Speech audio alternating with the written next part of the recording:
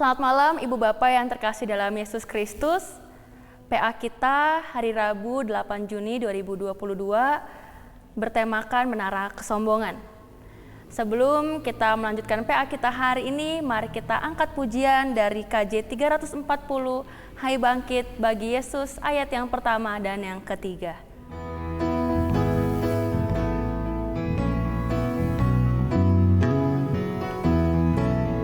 Hai bangkit bagi Yesus, pahlawan salibnya, anjungkan penjiraja dan jangan menyerah. Dengan semakin jaya Tuhanmu ikutlah, sehingga tiap lawan berlutut menyembah. Hai bangkit bagi Yesus, mohon kuasanya, tenagamu sendiri tentu tak cukuplah. Kenakan perlengkapan senjata Roh Kudus, berjaga dan berdoa, bersiaplah terus. Mari kita berdoa. Ya Tuhan, kami mengucap syukur Engkau boleh memberkati aktivitas kami hari ini. Malam ini kami berkumpul, bersekutu bersama untuk memahami apa yang Kau tuliskan dalam Alkitab ini.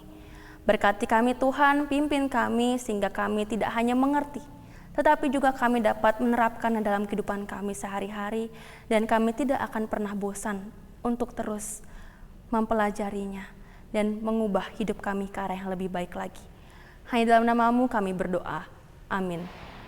Ibu Bapak, bacaan kita hari ini dari Kejadian 11 ayat 1 sampai 9. Kejadian 11 ayat 1 sampai 9. Adapun seluruh bumi satu bahasanya dan satu logatnya. Maka berangkatlah mereka ke sebelah timur dan menjumpai tanah datar di tanah Sinear. Lalu menetaplah mereka di sana. Mereka berkata seorang kepada yang lain, marilah kita membuat batu bata dan membakarnya baik-baik. Lalu bata itulah dipakai mereka sebagai batu, dan ter, gala-gala sebagai tanah liat. Juga kata mereka, marilah kita dirikan bagi kita sebuah kota dengan sebuah menara yang puncaknya sampai ke langit.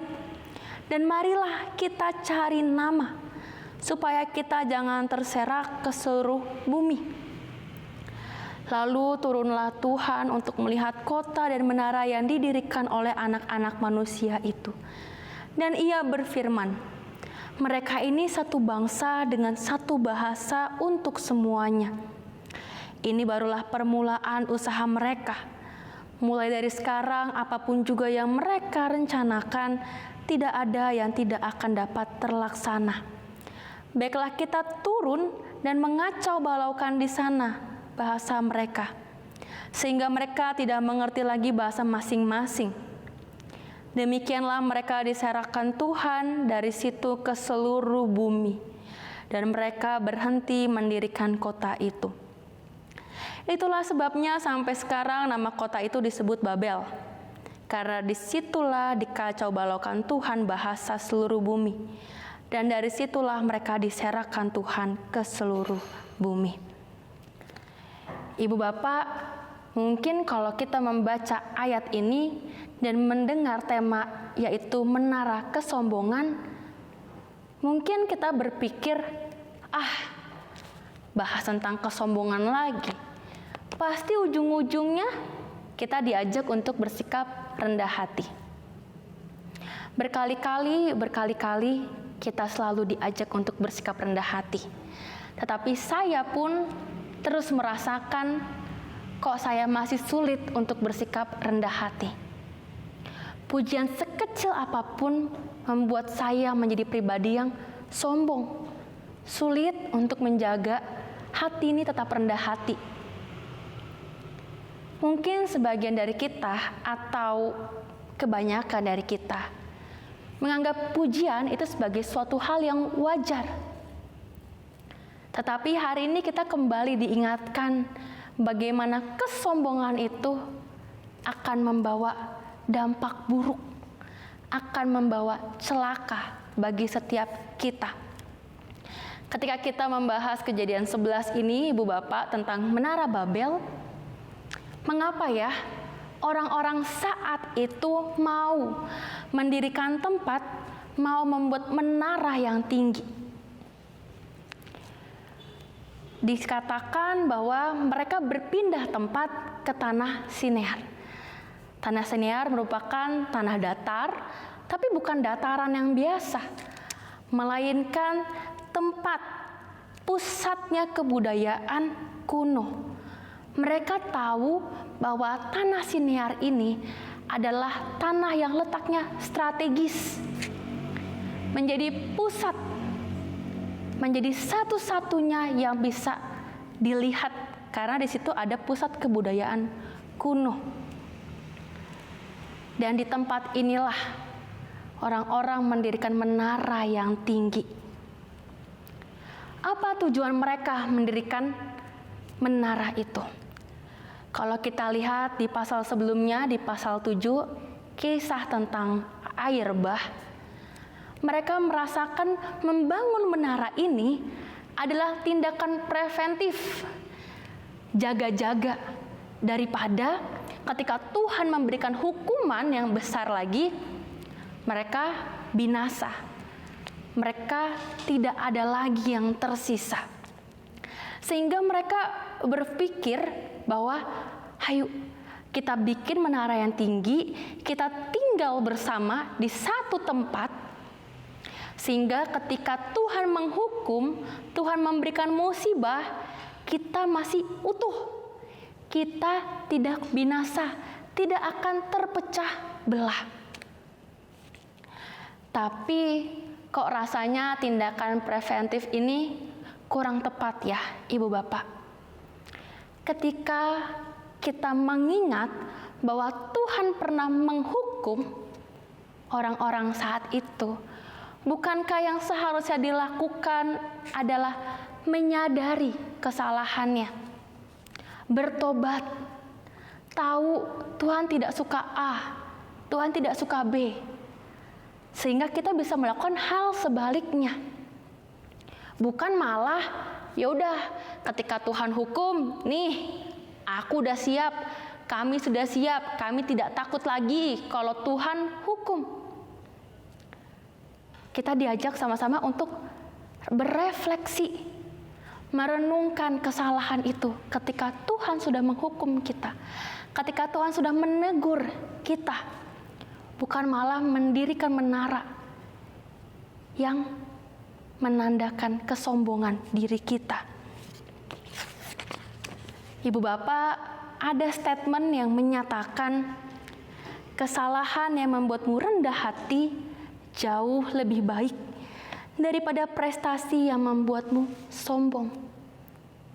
Kesalahan yang membuatmu rendah hati jauh lebih baik daripada prestasi yang membuatmu sombong. Pernyataan ini, kutipan ini menyadarkan kita semua betapa sulitnya kita untuk bersikap rendah hati ketika kita memiliki prestasi. Dan kita bisa dianggap menjadi pribadi yang rendah hati ketika kita mau mengakui kesalahan kita. Lantas apa yang dilakukan oleh orang-orang saat itu? Apakah ketika mereka berbuat salah, Tuhan menegurnya, mereka mengakui kesalahan mereka? Ternyata tidak. Mereka malah menantang Tuhan. Tuhan, kami udah siap kalau Tuhan hukum kami lagi. Ini mengingatkan kita semua, Ibu Bapak, bahwa tindakan yang dilakukan oleh orang-orang saat itu tentu tidak tepat. Mereka menunjukkan diri mereka itu bisa menyaingi Tuhan. Lantas di ayatnya yang keempat, mereka juga mengatakan bahwa Marilah kita dirikan bagi kita sebuah kota dengan sebuah menara yang puncaknya sampai ke langit. Menara yang puncaknya sampai ke langit. Langit itu bahasa Ibraninya adalah Shamayim. Kalau kita melihat terjemahan dari King James Version, langit itu diartikan sebagai heaven. Kalau diartikan lagi ke bahasa Indonesia, kita tahu heaven adalah surga. Lantas, Shamayim ini memiliki arti yaitu pintu surga. Tempat di mana para ilah atau dewa berada, tinggal. Ketika orang-orang saat itu mengatakan menara yang puncaknya sampai ke langit, bukankah itu menunjukkan bahwa mereka ingin memiliki posisi yang sama-sama berada di langit, sama-sama berada di Shamayim, berada di heaven.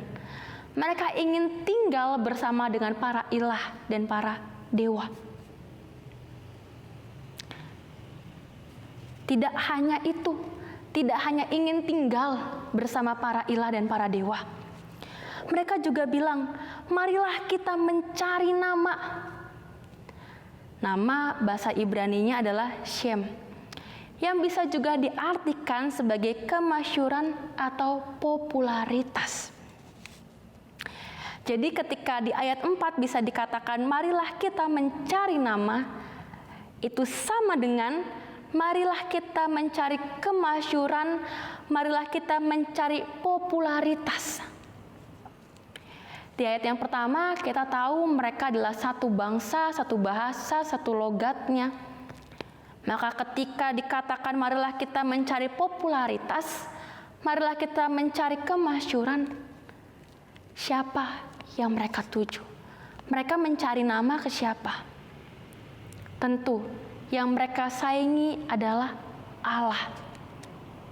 Mereka tidak hanya ingin tinggal setara dengan Allah, tetapi mereka juga ingin menyaingi popularitas atau kemasyhuran Allah yang berada di langit. Kita bandingkan Ibu Bapa dengan Kejadian 12 ayat 2. Aku akan membuat engkau menjadi bangsa yang besar dan memberkati engkau serta membuat namamu masyhur, dan engkau akan menjadi berkat. Di situ sama-sama ada kata masyhur, sama-sama menunjukkan nama. Apa yang membedakannya Kejadian 11 ayat 4 dengan Kejadian 12 ayat 2? Kejadian 11 ayat 4, kemasyhuran itulah yang dicari oleh manusia. Manusia berusaha untuk mencari popularitas, kemasyhuran, mencari nama. Sedangkan Kejadian 12 ayat 2, Tuhan yang memberikan, Tuhan yang membuat tempat itu menjadi masyhur. Di sini kita sama-sama menyadari bahwa tanpa kita perlu berusaha mencari nama, di saat itulah Tuhan akan memberikan nama. Tuhan akan memberikan kemasyhuran. Semakin sombong, semakin kita berusaha untuk mencari popularitas, di saat itulah semakin kita akan rendah, tidak ada gunanya, tidak berdaya. Lantas Ibu Bapak, ketika kita sudah tahu tentang latar belakang Menara Babel ini dan apa yang dilakukan oleh orang-orang saat itu, apa tindakan Allah atas perbuatan mereka mendirikan menara tinggi itu? Di ayat yang ke-7 sampai ke-9, situ jelas terjawab. Allah tidak tinggal diam. Allah turun ke bumi. Menarik ya Ibu Bapak, ketika manusia berlomba-lomba, sama-sama berusaha untuk membuat menara yang tinggi, mereka hendak naik ke atas langit. Di saat itulah Tuhan turun ke bumi. Di sini membedakan bagaimana sikap kita sebagai manusia dan tindakan Allah yang tidak menyukai sikap-sikap yang sombong. Sehingga yang dilakukan Allah adalah mengacau balaukan itu semua, mengacau balaukan bahasa mereka, menyebarkan mereka ke seluruh bumi. Kalau kita ingat tindakan preventif yang sebelumnya, tujuan mereka membangun menara yang tinggi adalah supaya ketika Tuhan hukum, kami masih satu, nggak kayak air bah yang binasa. Tetapi yang Tuhan lakukan adalah mengacau balaukan mereka dan menempatkan mereka ke seluruh bumi. Bertentangan bukan Ibu Bapak apa yang dikehendaki manusia dengan apa yang dikehendaki oleh Allah. Lantas, apa gunanya kita bersusah payah ketika hal yang kita kehendaki bukan sesuai dengan kehendak Allah?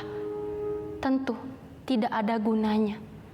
Apalagi tujuan dari tindakan kita adalah untuk kesombongan. Bagaimana kita mencari nama, mencari kemasyhuran, dan kita ingin setingkat dengan Allah. Tentu itu semua akan dikacau balaukan. Lantas apa yang bisa kita ambil dari bacaan kita hari ini? Tentu sederhananya tidak bersikap sombong. Tapi apakah itu cukup bagi kita? Mendengar statement jangan bersikap sombong mungkin membingungkan setiap kita. Karena itu tetap sulit untuk kita lakukan, termasuk saya. Mari kita merefleksikan setiap tindakan kita, setiap perilaku kita.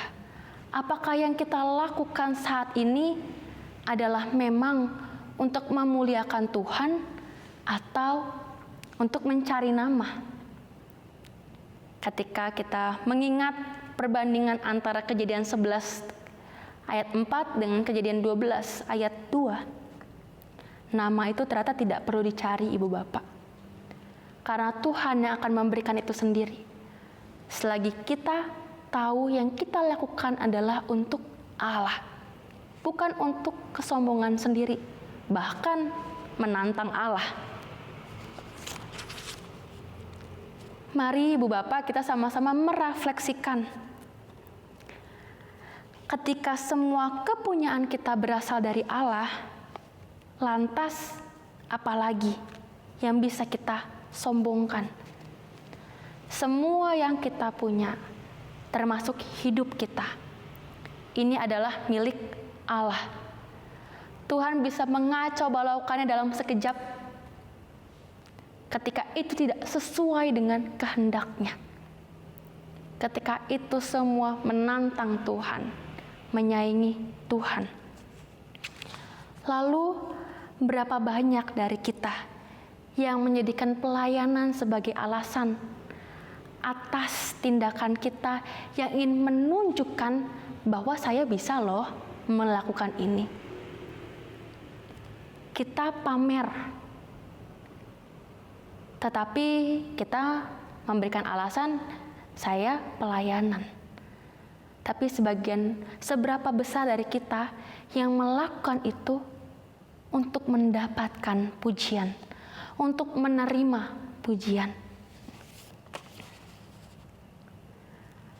Lalu bagaimana kita bisa menghindar dari kesombongan? Kiranya Allah memampukan kita, Ibu Bapak, ketika kita juga kemarin minggu telah merayakan turunnya Roh Kudus, kita percaya saat ini, walaupun teks yang kita baca dari Perjanjian Lama, tetapi kita saat ini terus berada dalam perlindungan Roh Kudus. Roh Kudus bersama-sama dengan kita. kita tidak perlu takut, tidak perlu ragu, karena Roh Kudus terus membimbing kita ke arah yang benar, ke arah bagaimana kita menuruti perintah Allah. Kalau kita ingat, karena itu adalah wujud kita mengasihi Allah ketika kita menuruti perintahnya. Kiranya Allah, Roh Kudus terus menyertai kita semua, sehingga setiap langkah kita, setiap tindakan kita, bukan untuk mencari nama bagi diri sendiri, tetapi untuk memuliakan Allah. Semua itu hanya untuk Allah. Siapkah kita untuk menyerahkan segala hidup kita dan tidak menantang Tuhan dan menjadi pribadi yang sombong, sehingga hanya nama Allah yang dimasyhurkan, bukan diri kita sendiri. Amin. Ibu Bapak, mari kita akhiri PA hari ini dengan berdoa. Mari kita berdoa. Tuhan, kami mengucap syukur Engkau boleh memberkati kami dalam memahami firman-Mu. Ini kami Tuhan, anak-anak-Mu. Ubah kami Tuhan untuk menjadi pribadi yang rendah hati. Kami tidak ingin memaksakan kehendak kami. Kami tidak ingin menentang. Kami tidak ingin menyaingi kehendak-Mu. Biarlah kami menjadi anak-anak-Mu yang selalu dipenuhi oleh Roh Kudus dan bisa menjalani kehidupan kami sesuai dengan kehendak-Mu. Karena kami percaya Tuhan, ketika segala sesuatu tidak sesuai dengan kehendak-Mu, maka Engkau bisa mengubahnya dalam waktu yang singkat. Tuhan, kami juga berdoa bagi setiap kami, jemaat, aktivis, simpatisan GKI Taman Cibunut. Tuhan yang boleh berkati kesehatan kami, pendidikan kami, pekerjaan kami, setiap permasalahan yang sedang kami hadapi. Biarlah kami terus menyerahkan itu ke dalam tangan-Mu Tuhan. Ini kami Tuhan, anak-anak-Mu yang siap untuk menjalankan setiap perintah-Mu sebagai wujud kasih kami kepadamu. Hanya dalam nama-Mu Tuhan kami berdoa. Amin. Sekian PA kita pada hari ini. Selamat malam Ibu Bapak yang terkasih dalam Yesus Kristus. Selamat beristirahat ataupun melakukan aktivitas yang lain. Tuhan Yesus beserta Roh Kudus selalu hadir bersama-sama dengan kita.